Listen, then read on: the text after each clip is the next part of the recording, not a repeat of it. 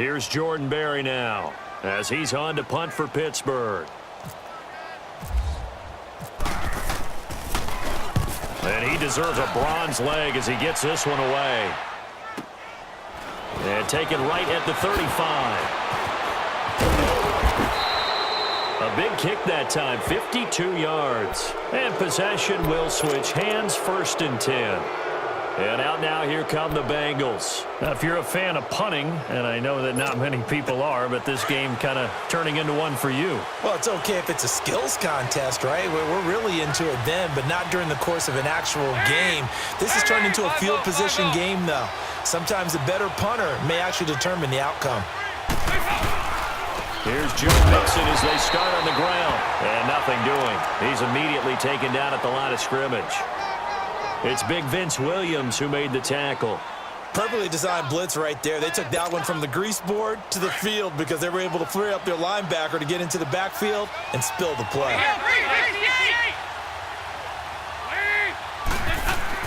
To throw on 2nd down. Dalton. Under heavy pressure, and down goes Dalton on the sack. The amount of sacks that they've absorbed in this game is absolutely extraordinary. Let's just face it. This offensive line, flat out, cannot handle this pass rush. It's been demonstrated time and time again. So the sack, and now it's 3rd and long for Dalton and the Bengals.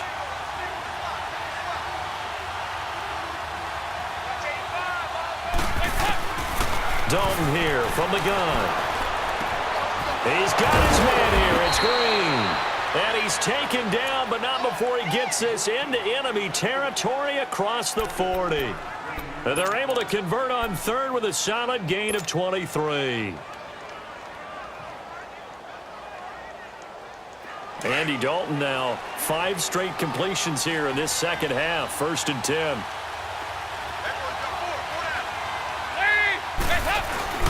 Now a play fake here on 1st down. And nearly picked off. Surprising to see a defender of his caliber let it get away, but it does get away and it's 2nd down. So now 2nd and 10 after the incompletion on 1st down.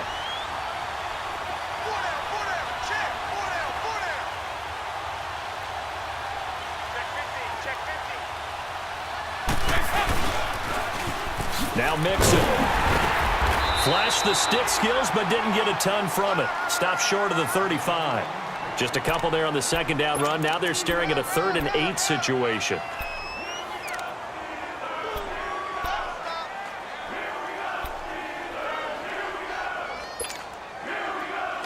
Go, on the ball! On the ball!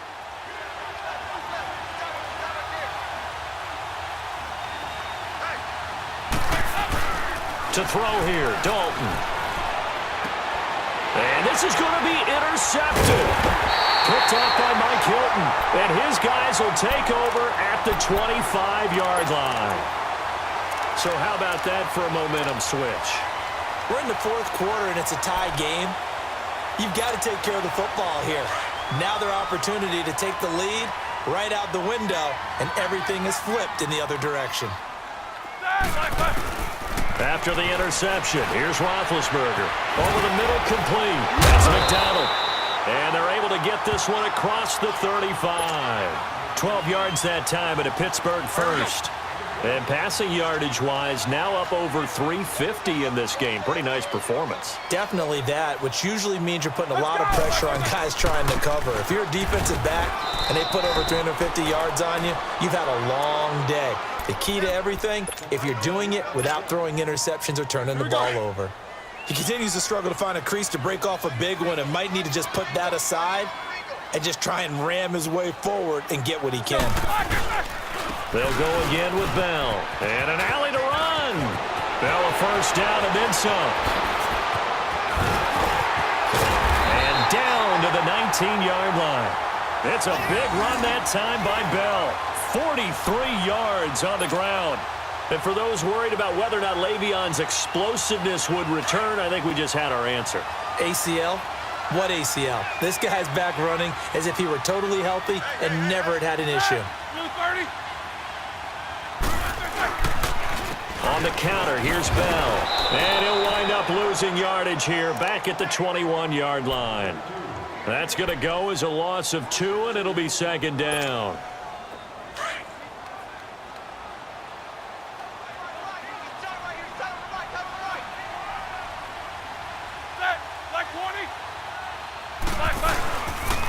They'll pitch it out to Bell. They'll get it inside the red zone, but only for a couple down to the 19. Now, what's the thinking here? Because a touchdown would be nice, but you've ensured yourself a chance at 3 in the lead, so how worried are you about the 6? You're not very worried about if you're confident in your kicker. And if you got a kicker who can put it through the post, you feel really good about trying to bleed that clock down. In an ideal scenario, your kicker puts it through the post as the clock hits zeros. Big play coming up. Here's 3rd and 10. I would expect to see some pressure here.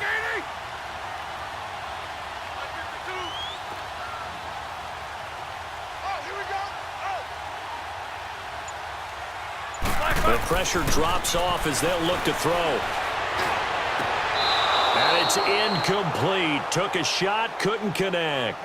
Not only was the call spot on, how about the execution of that defense right there? The zone was absolutely locked up tight.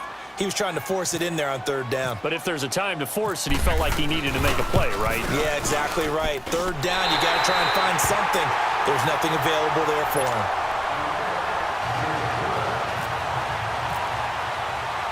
After the successful field goal try, here's Boswell to send it away.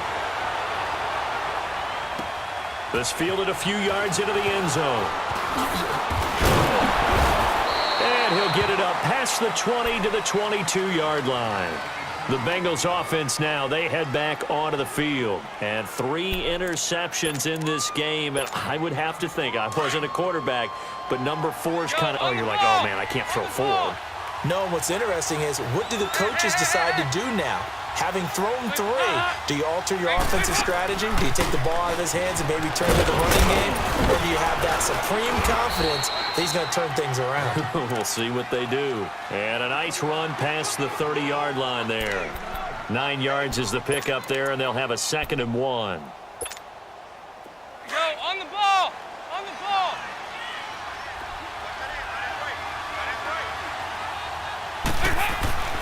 He's back to throw. Complete to the right side. It's Eifert. Dalton to his big target, Eifert, for the Cincinnati first. That's what they need right now. Get the first down, get out of bounds, stop the clock. Just playing smart football, understanding the situation, making the plays necessary, and making sure that clock stops at every opportunity. They'll run it now out of the gun. And he stopped immediately there. Now hold everything here. We're going to get a timeout by the offense, as they'll get it with just over 90 seconds to go in the ball game.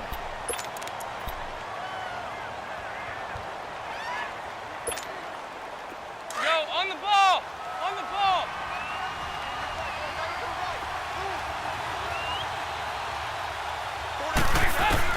Back to throw. That's complete. Bernard. And he'll be taken down, but not before he gets into enemy territory. That one good for 15, and the Bengals get a first down.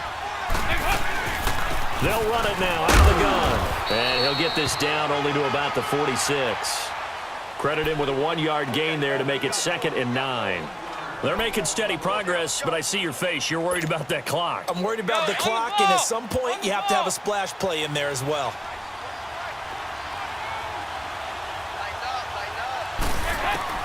They'll look to throw. To the sideline, and it's caught, but boy, he's out of bounds. Well, they tried to get him into space coming out of the backfield, but it'll be 3rd down. 3rd and long coming up. Defensively, you pressure the quarterback or drape all over the passing lane? Yes, that's exactly what you do. It's both, because they're not mutually exclusive. They may have been at one time in football, but not anymore. You want to have that pressure. If you have a big-time pass rusher, send him after the quarterback, and then make sure you blanket the field. The connection since 2011, Dalton to Green for a Bengal first down.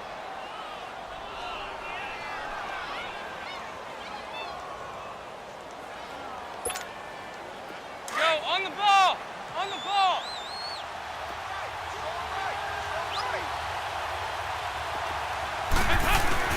He'll look to throw. Now a desperation throw, and this is caught. And he'll take this into the end zone for a Bengal TD. Tyler Boyd in the final minute, and the Bengals have taken the lead here in the fourth.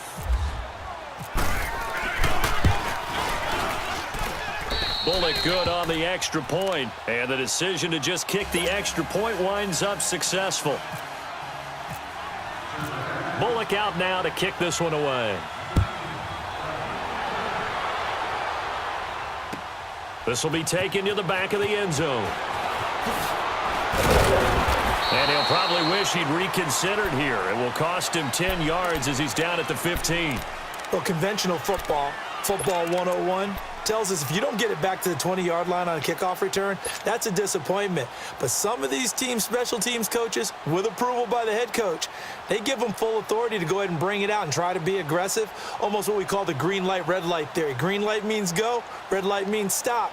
Looks like he had green on that play.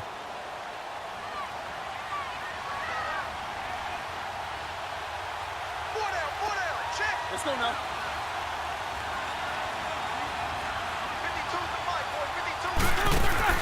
Back to throw.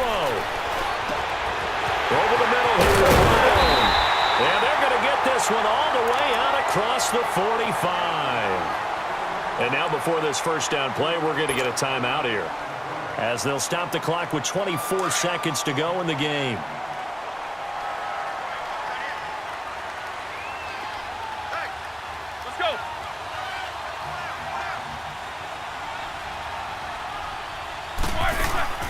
Now it's Roethlisberger. Out to the flat. That's complete to his running back. And he's going to be out of bounds, but able to take it inside the 40-yard line. The passing game in rhythm right now for Pittsburgh. There's another first down. Roethlisberger now a perfect 8 for 8 to start the second half. Not bad. 1st and 10. Let's go, let's go.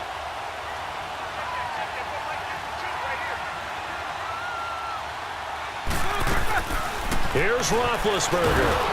And he can't get a throw away. He's taken down. Now before this second down play, we'll get whistles and a timeout, as he'll stop it with 13 seconds left to play.